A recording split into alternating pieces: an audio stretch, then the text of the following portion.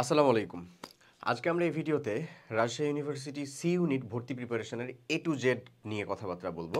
তোমরা জানো রাজশাহী ইউনিভার্সিটি ভর্তি পরীক্ষার ক্ষেত্রে ৮০টা কোশ্চিন থাকে আমাদের সায়েন্সে, এবং এই বছর ভর্তি পরীক্ষায় কিন্তু একটু পরিবর্তন আসতে চলেছে, এবং সেটা হচ্ছে যে প্রত্যেকটা শিফটে আলাদা না, একটা মাত্র শিফটে পরীক্ষা হবে। দ্যাটস ওয়াই কোশ্চিনটা যথেষ্ট স্ট্যান্ডার্ড হওয়ার পসিবিলিটিস আছে, কারণ আগের বার দেখা যেত শিফট ওয়াইজ কোথাও ম্যাথ বেশি থাকতো, কোথাও ম্যাথ কম থাকতো, এরকম একটা সামঞ্জস্যতা অসামঞ্জস্যতা দেখা যেত। কিন্তু এই বছর যেহেতু একটা মাত্র শিফটে পরীক্ষা হবে, তাই ম্যাথমেটিক্যাল পার্টগুলো, থিওরিটিক্যাল পার্টগুলো সব কিছু স্ট্যান্ডার্ড একটা লেভেল মেনটেন করা ট্রাই করা হবে। ওকে, এবং এটাও যেহেতু এক্সপেরিমেন্টাল, দেখা যাক বিষয়টা কেমন ঘটে। ওকে, এখন ৮০টা কোশ্চিন, প্রত্যেকটা কোশ্চিনের মার্ক ১.25 করে, টোটাল ১০০ মার্কের।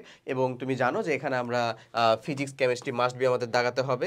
তারপরে হচ্ছে যে ম্যাথমেটিক্যাল পার্ট আছে। ওকে, মানে ধরো আমাদের এর সাথে যুক্ত আছে হচ্ছে ম্যাথ অংশটা আমরা এখানে রাখি নাই, রাখতেছি, মানে ম্যাথটা আমি বলে দিব আর কি। তারপরে এই যে ধরো আছে হচ্ছে এখানে বায়োলজি, এখানে আছে হচ্ছে আইসিটি।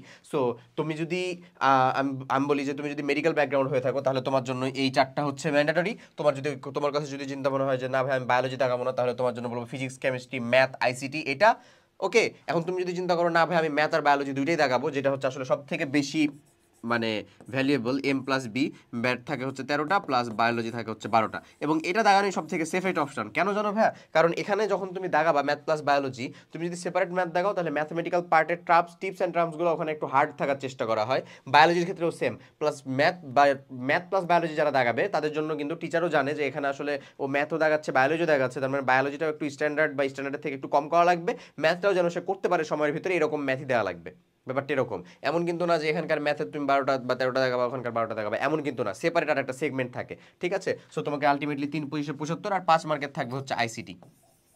সো এগুলো আমরা কই থেকে পড়বো, কেমনে পড়বো, কি পড়বো, চলো এটা নিয়ে কথাবার্তা বলি। ফার্স্ট অফ অল যদি চলে আসো ফিজিক্স নিয়ে, টাইপ ওয়াইজ কনসেপ্ট। ভাই ফিজিক্সের ক্ষেত্রে কনসেপ্ট পড়ার জন্য বলতেছি, অন্য কোথাও বলবো না। সো টাইপ ওয়াইজ তুমি কনসেপ্ট পড়ো। তোমার কাছে যদি একটা ভার্সিটি কোশ্চেন ব্যাংক ভার্সিটি কয়ের কোশ্চেন ব্যাংক থেকে থাকে, ওটা টাইপ ওয়াইজ কনসেপ্টটা একবার পড়ে ফেলো, ফিজিক্সের জন্য অন্তত মাস্ট। ওকে, তারপরে টাইপ ভিত্তিক প্রশ্ন সলভ। টাইপ ভিত্তিক প্রশ্ন সলভটাই হচ্ছে এরপরে তার সব থেকে গুরুত্বপূর্ণ কাজ, এবং এটার জন্য রাবি কোশ্চেন ব্যাংকটা হচ্ছে মাস্ট কমপ্লিট করা। তোমার কাছে যদি আর একটু সময় থাকে, তুমি যদি একটু প্রিপারেশন নিতে পারো আর একটু যদি দ্রুত পড়তে পারো, তাহলে তোমাকে বলবো যে তুমি ভার্সিটি কোশ্চেন ব্যাংকটাও করে রাখো তোমার সেফটির জন্য।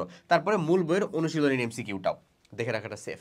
ঠিক আছে, ফিজিক্সের জন্য আমার এই তিনটা কাজ মাস্ট করতে হবে। টাইপ ওয়াইজ কনসেপ্ট পড়বো, আমি টাইপ ওয়াইজ কনসেপ্ট পড়বো সব চ্যাপ্টারে। ঠিক আছে, কোশ্চেন সলভ করবো কার? রাবি সি ইউনিটের মাস্ট। তারপরে কার? যদি পারি ভার্সিটি তারপরে চলে যাবো হচ্ছে মূল বইয়ের অনুশীলনীটা পড়তে। ঠিক আছে, মূল বইয়ের অনুশীলনীর কোশ্চেনগুলো পড়তে। এরপরে যদি চলে আসি আরেকটা ম্যান্ডেটরি সাবজেক্ট আমাদের কেমিস্ট্রি, যেটা আমাদের কমপ্লিট করতেই হবে, তাহলে বলবো মূল বইয়ের অনুশীলনীর কনসেপ্ট। মূল বইয়ের অনুশীলনী এবং কনসেপ্ট, এই কনসেপ্টটাও কিন্তু এই টাইপ ওয়াইজ কনসেপ্টের ভিতরেই। হ্যাঁ, তবে এটা একটু লো প্রায়োরিটি, কার তুলনায় ফিজিক্সের তুলনায় লো প্রায়োরিটি। কেমিস্ট্রির ক্ষেত্রে বেশি ফোকাস থাকবে হচ্ছে রাবি C unit question bank solve. ঠিক আছে, এটার ক্ষেত্রে ভার্সিটি এই ইউনিট কোশ্চেন ব্যাংক সলভ তুমি করতে পারো না এমন না, করতে পারো, বাট কেমিস্ট্রির জন্য এই দুটো করলেও আশা করি ভালো মতন একটা জায়গায় কমেন্ট মানে চলে আসবে। এখন আমি তোমাকে বলি স্পেসিফিক চ্যাপ্টার ওয়াইজ তো সাবজেক্ট ধরে তোমাকে আমি সাজেশন দিচ্ছি না এখানে, এটা ওভারঅল দিয়েছি একেবারে A to Z প্রিপারেশন কিভাবে নিব। হ্যাঁ, প্রত্যেকটা চ্যাপ্টার অনুযায়ী যদি তুমি চিন্তা করো, তাহলে দেখবা তুমি সি ইউনিটের কোশ্চেন ব্যাংক খুললেই খুঁজে পাবা যে কোন চ্যাপ্টার থেকে কেমন কোশ্চেন আসছে। যেমন ধরো পিএইচ বাফার এগুলা থেকে কোশ্চেন করতে রাবি পছন্দ করে। ঠিক আছে, সো তাহলে ওই জায়গায় পার্টগুলোকে তোমাকে বেশি এমফাসাইজ করতে হবে, বেশি করে পড়তে হবে। ওটা তুমি প্রথমে যখন মূল বইটা ওভারঅল পড়ে ফেললা, তারপরে যখন কোশ্চেন ব্যাংক সলভ করতে আসলে, তখন তুমি আশা করি এটা বুঝে যাবা। ওকে, এরপরে আসো যদি আমরা ম্যাথের কথা চিন্তা করি, যারা আমার বায়োলজির মানে ম্যাথমেটিক্যাল, ধরো ওই যে কি বলে বায়োলজি বা ম্যাথ থেকে আসছো, ম্যাথ ব্যাকগ্রাউন্ড থেকে আসছো, তারা যদি চিন্তা করো যে ভাই আমি ম্যাথ প্লাস বায়োলজি দিব, তোমার কাছে যদি কনফিডেন্ট থাকে, তাহলে আমি তোমাকে বলবো ম্যাথ প্লাস বায়োলজি দিতে। সকল সাবজেক্টের জন্য এলিজিবিলিটি পাওয়ার জন্য ম্যাথ প্লাস বায়োলজি দেখা লাভ দিয়ে তোমার হচ্ছে যে মেরিটেই নাম হলো না, তাহলে কিন্তু আমার বিন্দু মাত্র লাভ নাই ভাই। আমাকে ফার্স্ট অফ অল এনশিওর করতে হবে আমার যেন নামটা মেরিট লিস্টের ভিতরে মাস্ট বি থাকে। ঠিক আছে, সো তোমার জন্য বলবো তুমি ম্যাথ ব্যাকগ্রাউন্ডের হও, তাও যদি ম্যাথ দিতে চাও নো প্রবলেম, দিতে পারো। সো তোমাকে ম্যাথের জন্য নতুন করে এখন কেতাব স্যারের বই কমপ্লিট করা লাগবে, বিষয়টা এরকম না। তুমি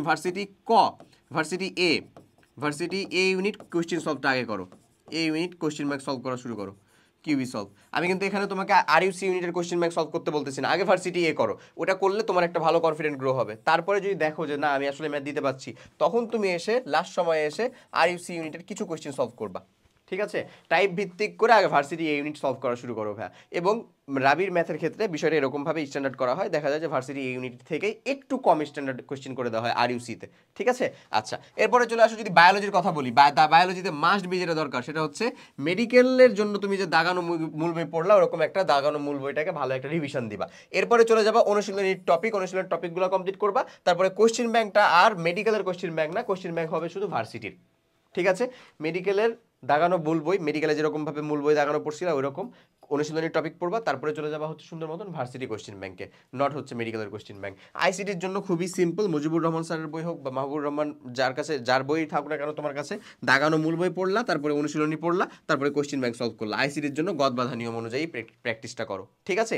এই চলে যায় হচ্ছে তোমার overall total physics chemistry math বায়োলজির জন্য প্রিপারেশন স্ট্র্যাটেজি তোমার কেমন সেটা। এখন যদি আলাদাভাবে ফিজিক্স কেমিস্ট্রি ম্যাথের জন্য আলাদাভাবে তোমরা হচ্ছে সাজেশন চাও, হচ্ছে ওটা দিও, মানে কমেন্টে জানাও অবশ্যই, তাহলে অবশ্যই আমি ট্রাই করবো যে তোমাদের আমরা যখন তোমাদের জন্য এই যে ধরো এই যে আমাদের আইইউসি ইউনিটে যখন 22+ এক্সক্লুসিভ যে আমরা কোশ্চেন ব্যাংক সলভ ক্লাস দিলাম, তখনই কিন্তু প্রত্যেকটা সাবজেক্টের কোন কোন চ্যাপ্টার থেকে কি কি টপিক থেকে কোশ্চেন আসছে সেটা অলরেডি আমাদের কাছে শর্টেড করা আছে, আমরা সাজিয়ে রাখছি। যদি চাও সেটা আমরা ভিডিও আকারে তোমাদের জন্য পাবলিশ করে দিব, সেটাও তোমরা দেখে নিতে পারবা, উপকার পাবা আশা করি।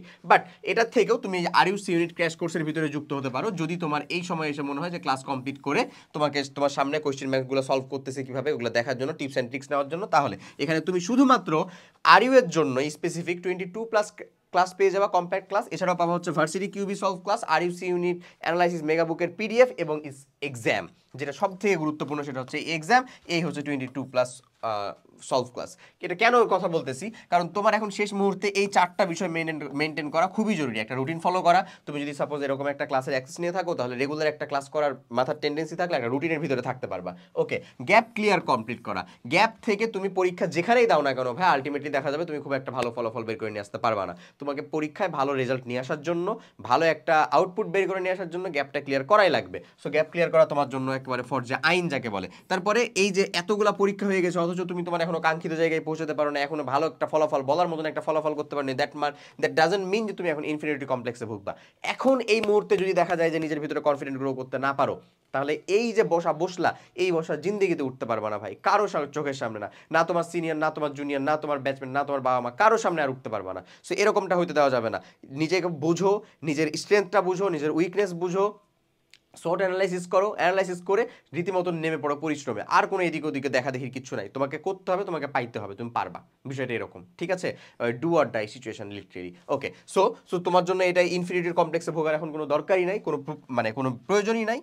তোমার জন্য গুরুত্বপূর্ণ লাস্ট একেবারে সাজেশন হচ্ছে এক্সাম দেওয়া, যেটাই আমাদের এই ক্র্যাশ কোর্সের সাথে যুক্ত হয়ে আছে। তুমি আরইউসি ইউনিট অ্যানালাইসিস এক্সাম দিবা, এবং কোন দিন কোনটা এক্সাম দিবা এক্স্যাক্টলি, যেদিন যে ক্লাসটা আছে সেদিন সেই ক্লাসের সেই টপিকের উপর নির্ভর করে এক্সামটা দাও। এবং স্ট্যান্ডার্ড আরইউসি ইউনিট স্ট্যান্ডার্ড এক্সামের সাথে যুক্ত আছে, সেই এক্সামগুলো কমপ্লিট করো। এই এক্সামগুলো কমপ্লিট করা শেষ করো, এই ক্লাসগুলো কমপ্লিট করো এখানকার, ইনশাল্লাহ তুমি রাবিতে ভালো একটা মানে আউটপুট বের করে নিয়ে আসতে পারবা। শুধু তা না, টপ করতে পারবা।